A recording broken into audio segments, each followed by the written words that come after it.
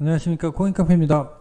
오늘 11월 10일 월요일이고요. 오전 10시 41분입니다.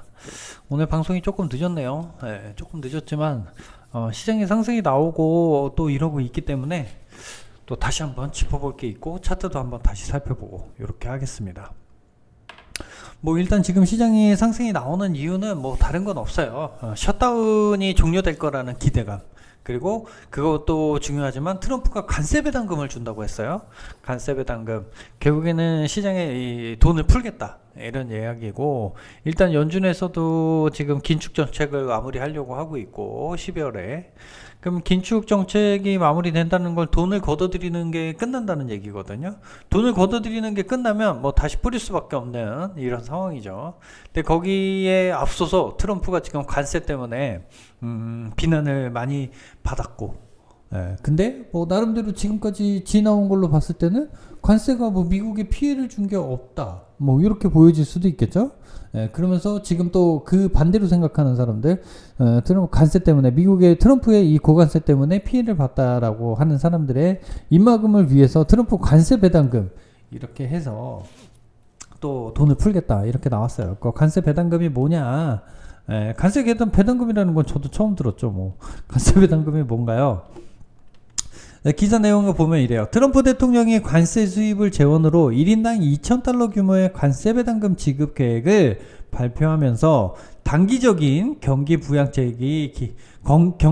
기대감이 커진 점도 투자 심리 개선에 영향을 준 것으로 보인다. 트럼프 대통령은 9일 소셜미디어 트루스 소셜을 통해 고소득층을 제외한 대부분의 미국인이 거의 다 준다는 얘기예요. 최소 2,000달러의 배당금을 받게 될 것이라며, 이는 미국 국민이 낸 관세 수입을 국민에게 되돌리는 조치라고 밝혔다. 이렇게 얘기를 합니다. 결국에는 뭐 2,000달러씩 다 주겠다. 2,000달러면 작지 않죠? 지금 우리나라 돈으로 하면은 얼마인가요? 뭐 지금 한 280은 넘고 290은 안 되고 요러는 돈입니다. 요런 돈을 주겠다. 이렇게 뭐 아주 구체적인 계획은 안 나왔는데 일단 돈을 풀겠다. 이런 얘기예요. 그러면서 일단은 돈을 풀겠다라는 거는, 미국에서 정부에서 돈을 풀겠다라는 얘기는 또 돈의 가치가 훼손되는 겁니다, 여러분. 우리나라도 선거철 되면은 돈 풀고 이렇게 했잖아요. 돈 뿌려갖고 표 사고 이렇게 하는데, 미국도 다르지 않아요, 여러분. 미국도 중간선거가 있고, 내년에 있을 중간선거, 뭐 내년 3월, 4월 이때부터 이제 미국은 이 선거 기간에 들어가요. 우리나라 국회의원 선거라고 보시면 되고요. 그런 선거에서 일단은 트럼프 이 공화당의 표를 모으기 위해서는 돈을 푸는 이런 조치. 그러니까 관세 때문에 불만이 많았는데, 그러면 관세 덕분에 너네들이 돈을 한번 받아봐라, 이런 거겠죠. 300만 원이 안 되는 돈을 국민이나 고소득층을 제외한 대부분의 국민에게 준다, 이렇게 얘기를 해요. 이 돈은 어디서 나올까요, 여러분? 결국엔 찍어내는 거고요. 어쨌든 돈이 풀린다는 거는 금, 비트코인, 이런 자산들 있죠. 조금 이따가 말씀드리겠지만 경화자산, 하드머니, 이런 쪽으로 돈이 다시 이 가치가 훼손되지 않는 이런 자산으로 돈이 들어오게 됩니다. 왜냐면 돈이 풀린다는 건 내가 돈을 받아서 좋기는 합니다만은, 이 돈이라는 건 늘어나면 늘어날수록 가치는 훼손되기 때문에 가치가 훼손되지 않는 자산으로 들어오게 돼 있다. 그렇기 때문에 일단은 오늘의 상승, 어제부터 이어진 오늘의 상승은 뭐 셧다운 종료 기대감, 그리고 관세 배당금, 요 두 가지다, 이렇게 보시면 될 것 같습니다. 관세 배당금이 뭐다 설명드렸고요. 그리고 관세 배당금이 나오는데 왜 시장이 상승해, 요거까지도 설명드려봤습니다. 그리고 또 하나, 마이클 세일러 비트코인 추가 매수 가능성 암시, 그리고 골드만삭스는 금리 3차례 인하를 전망했어요. 요 내용도 보면은요, 자, 이렇습니다. 마이클 세일러는 X에서 베스트 컨티뉴라는 문구와 컨티뉴, 베스트 컨티뉴라는 문구와 비트코인 매수를 상징하는 특유의 오렌지색 점을 표시한 비트코인 차트를 게시했다. 이에 따르면 현재 스트레티지는 총 64만 1205 BTC를 보유 중이다. 뭐 이거 중요하지 않고요. 예.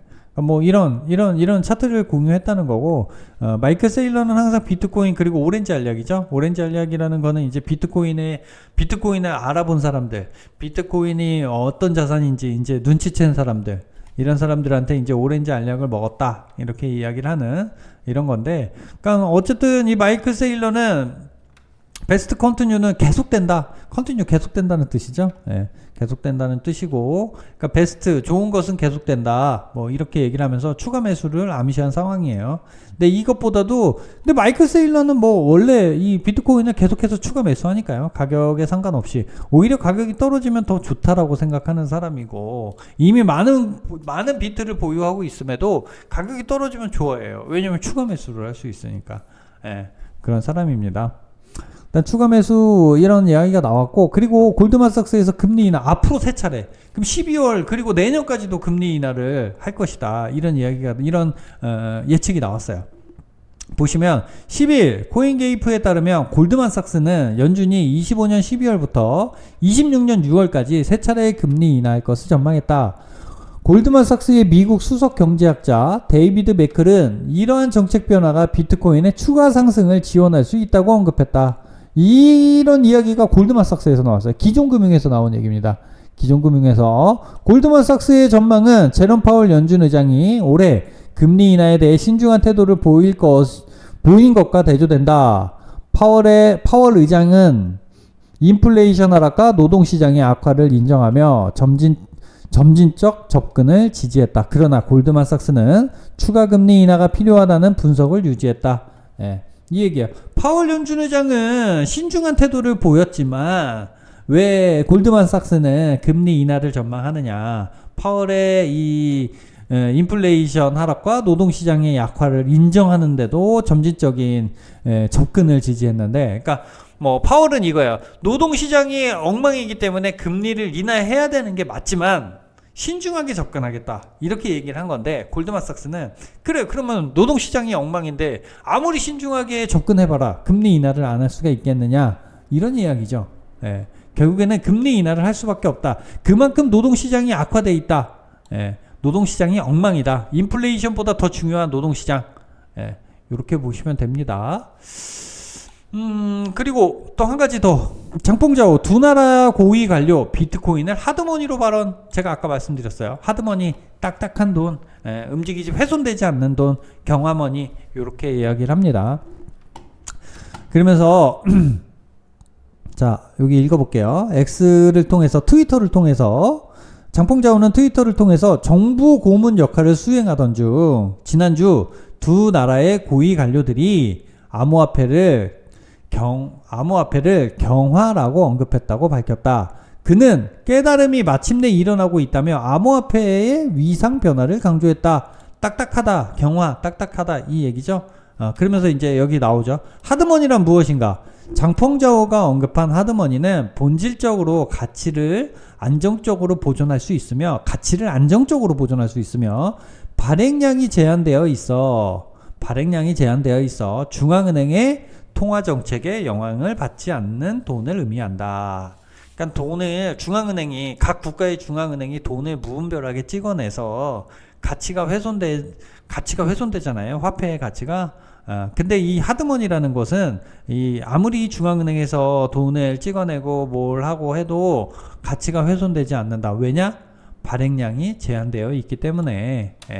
발행량이 제한되어 있기 때문에, 정해져 있기 때문에 이런 얘기입니다. 중앙은행에서 찍어내는 화폐는 마음대로 찍어낼 수 있지만 우리 골드, 그러면서 바로 나오죠. 역사적으로 금이 대표적인 하드머니로 인식되어 왔다. 하드머니. 발행량을 누가 정할 수 있는 게 아니잖아요.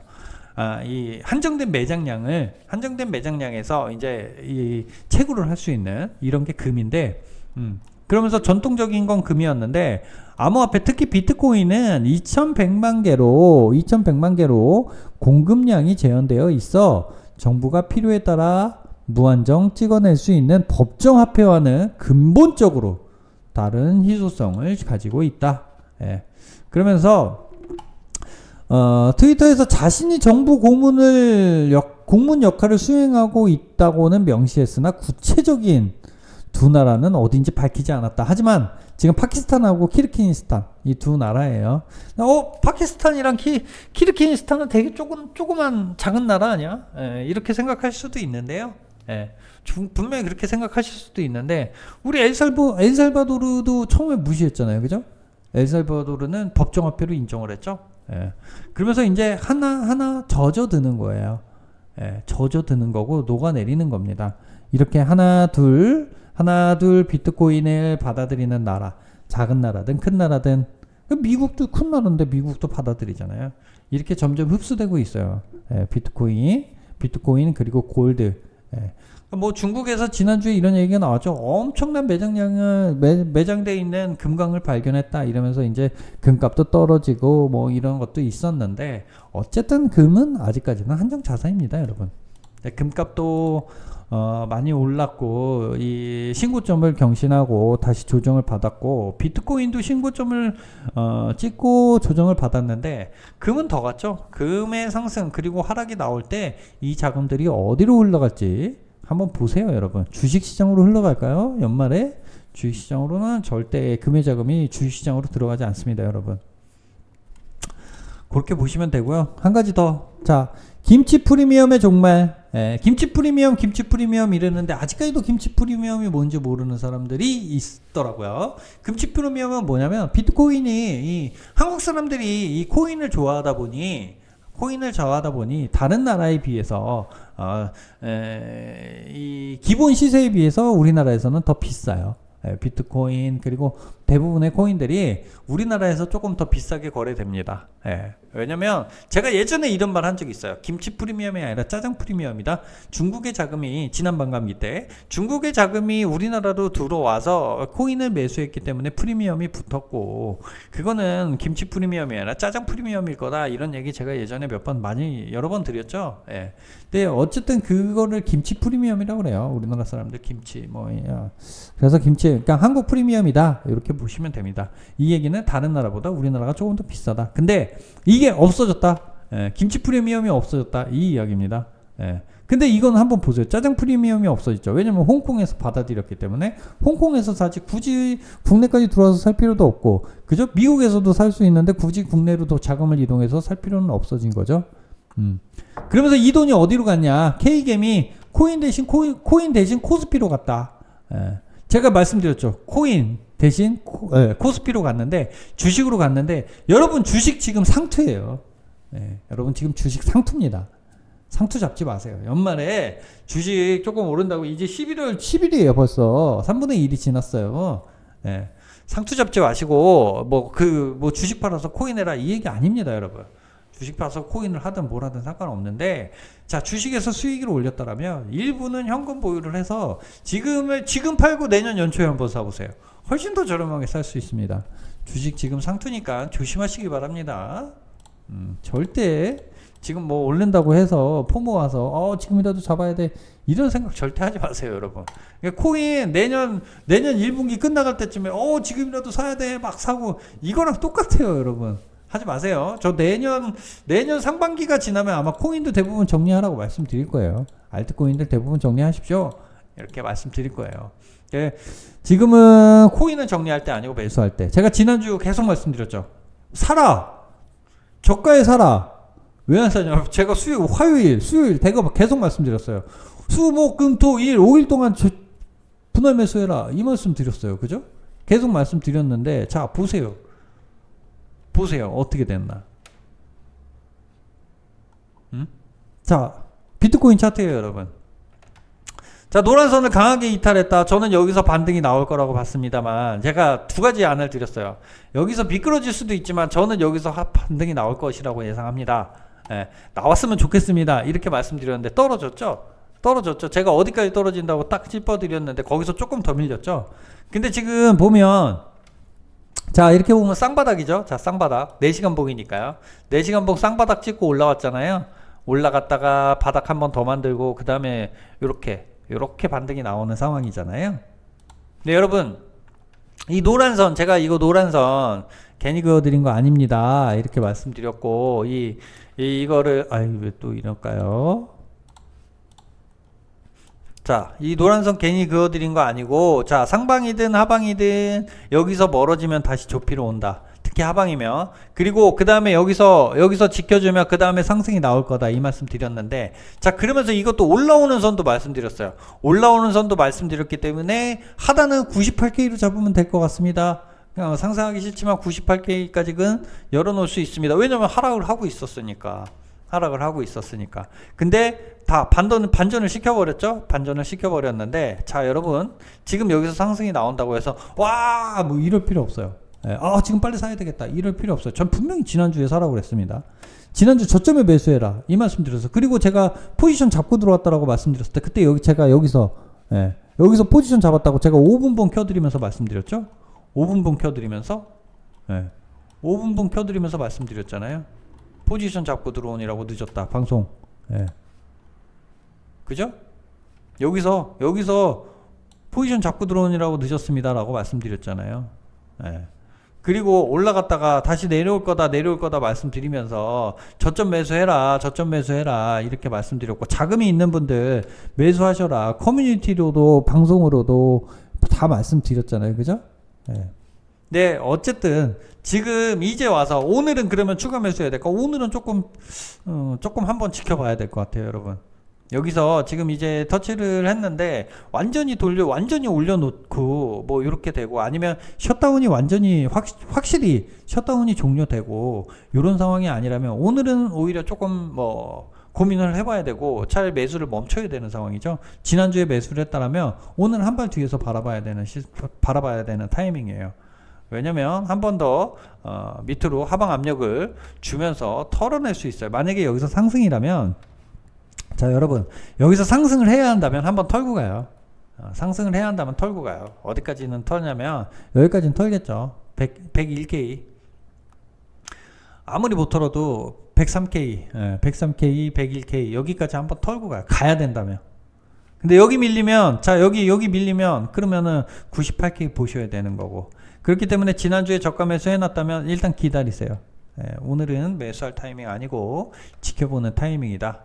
이렇게 차트까지 보면서 비트코인 차트 봤고 이더리움 차트도 한번 볼까요? 제가 이더리움 제가 노란 선을 하나 만들었어요. 제가 여기 저점, 그리고 쭉 내려와서 여기 이 매물대, 그리고 여기 포인트를 잇는 선을 제가 그려놨는데, 이더리움 결국에는 여기 위로 올려놓겠죠. 지금 많이 떨어지다 보니까 다시 올라오는 상황이고, 이렇게 내려오는 선입니다만은 보시면 되고, 자, 이더리움 역시도 장기적으로 올라오는 선이 있어요. 중심선이 있는데 여기까지 이더리움이 갈까요? 저는 이더리움 최악이라고 그러면 2700 부근 여기까지는 갈 수 있어요. 최악이라고 보면.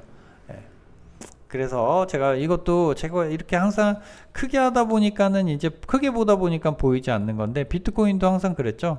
크게 보다 보니까 보이지 않던 이 장기 중심선이 올라오고 있어요. 장기 중심선이 올라오고 있는 건 좋죠. 장기 중심선하고 가까워지고 있는 것도 나쁜 건 아니에요. 왜냐면 한번 붙였다가 가니까요. 한번 붙였다 가요. 비트코인 다시 보면은, 자, 이렇게 맨날 보다가 안 보였던 거를 제가 작게 보면서 이렇게 올라오고 있는 선이 있습니다. 이렇게 말씀드렸고, 붙을 때마다 상승이 나왔다라고 말씀드렸죠. 붙을 때 상승. 지금 다시 붙이러 가고 있는데, 자, 뭐 붙지 않아도 붙어도 지금 이만큼 가까워졌다라면 상승이 나올 수 있다. 이렇게 보시면 될 것 같습니다.